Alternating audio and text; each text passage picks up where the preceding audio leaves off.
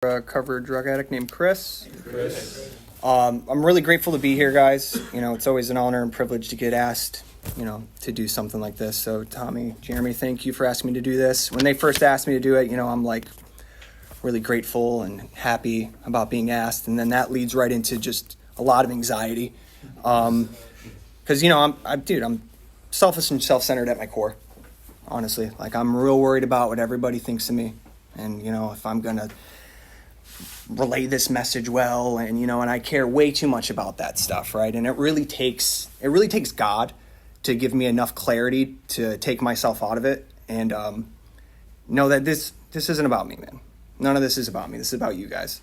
So again, thank you guys for asking me to do this.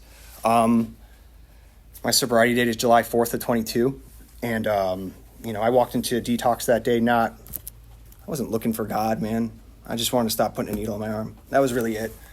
And that's what I got, and that's the only reason I'm sitting here today.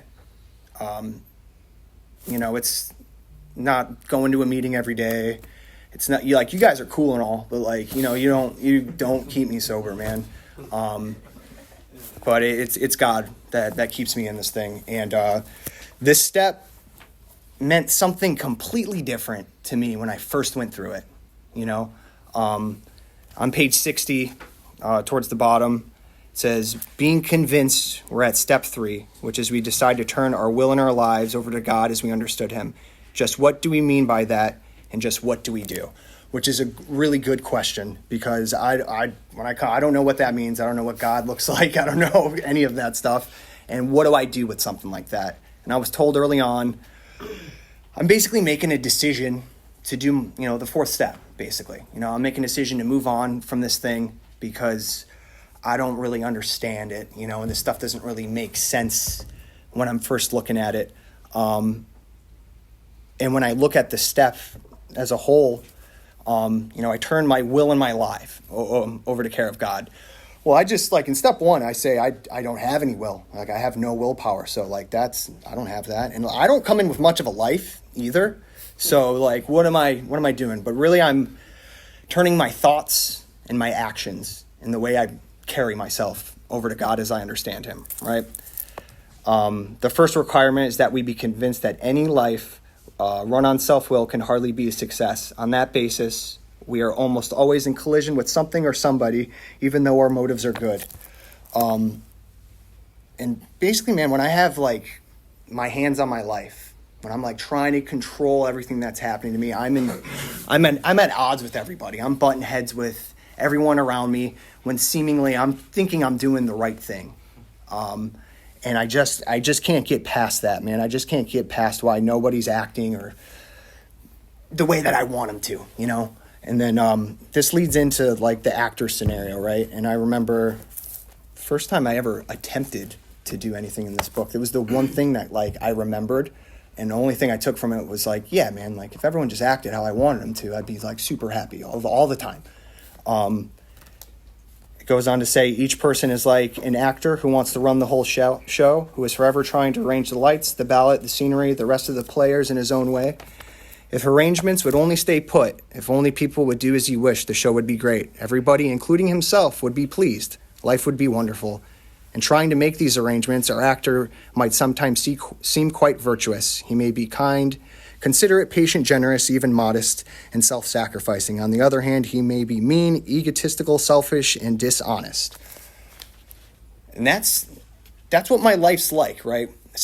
I can see that my life's like this when I'm getting loaded, right? I'm trying to arrange everybody to do what I want to do, and I got these plans that are definitely going to work out in this way that I think that they should. And I use these very traits depending on the person, right? How I'm going to convince them to bend to my will, really, And I don't realize it at the time. But so I heard a speaker, we all know we have a allergic reaction when drugs enter our body, right?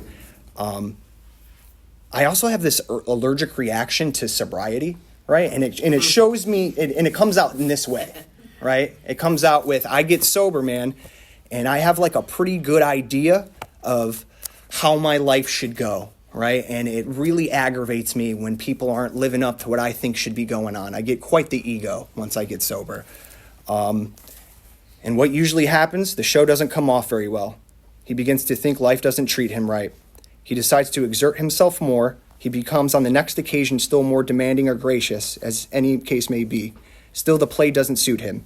Admitting he may be somewhat at fault, he is sure that other people are more to blame. He becomes angry, indignant, self-pity. What is his basic trouble? Is he not really self-seeking, and even when he's trying to be kind? Is he not the victim of delusion that he can wrest satisfaction on happiness out of this world if only he manages well? And this always reminds me of a point in my life, man, where I went to this halfway house out of state, and I come back, and I got like these really big plans on how I'm going to just show everybody how well I'm doing, right? I'm living at my mom's house, right? I'm like doing dishes at first and like mowing the lawn. I'm going to show her I'm changed, you know? I'm going to like, mother of my child's going to be super impressed. I'm going to be able to pick my kid up right away. This girl that broke up with me, I'm going to win her back, right? And really quickly, that girl like wants nothing to do with me anymore. I ruined her life. Mother of my child, same thing, man. She doesn't want me around my son. My son barely even knows me at this point. You know, like I got to earn that back. And my mom, like, she has like rules all of a sudden in the house. Like I got to be home by a certain time. And like, if I leave, you know, I can't bring people back. She wants me to get a job, you know? And I'm like, I thought like the dishes were the payment of what me staying here, right? So all of a sudden life is not treating me the way that I think it should, right? And I double down, right? And I use these different traits to just, I'm doing what I want when I want to now, right? Because no one's really stacking up to the way that I think that they should. And something like that, man, just boils into resentment and boils into fear.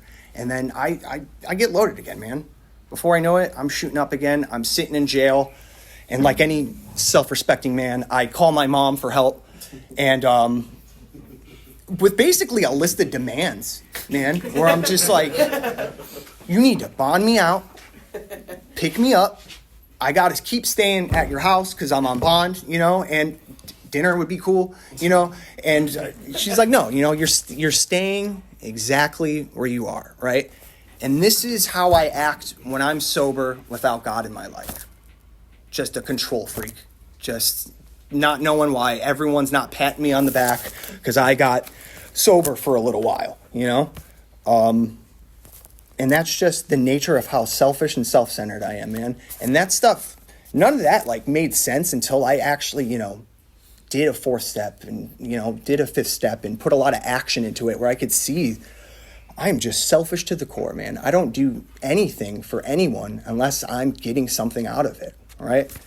Then on the next page, on 62, selfish and self-centeredness. That we think is the root of our troubles. Driven by 100 forms of fear, self-delusion, self-seeking, and self-pity, we step on the toes of our fellows and they retaliate. Sometimes they hurt us seemingly without provocation, but we inevitably find that at some time in the past, we have made decisions based on self, which later placed us in a position to be hurt. There was a time when I was like 18 or 19, I got fronted a bunch of pills. I got robbed for those pills, and this guy wanted his money back, and it was like $1,000, but like that is an impossible amount of money to pay somebody. It might as well have been $1 billion because like it's just not happening. And I thought if I could just put enough time between me and that situation, everything would be fine, right? A couple years go by. My friends group changes a whole lot. So like everyone I'm hanging out with 2 years later has no real idea that this happened, right? And this person retaliates, right? Burns my house down, kills a bunch of my pets, and my whole world gets turned upside down, and I'm only thinking about me and how this affected me. I had like roommates and a girlfriend that lived with me. Their lives were ruined that day too. But like, I'm not thinking about that at all, dude. I'm only thinking about, I can't believe he waited so long to do this to me, man. Like, he could have, I did something forever ago. And that's a perfect example of like, you know, I do things that later puts me in a position to be hurt.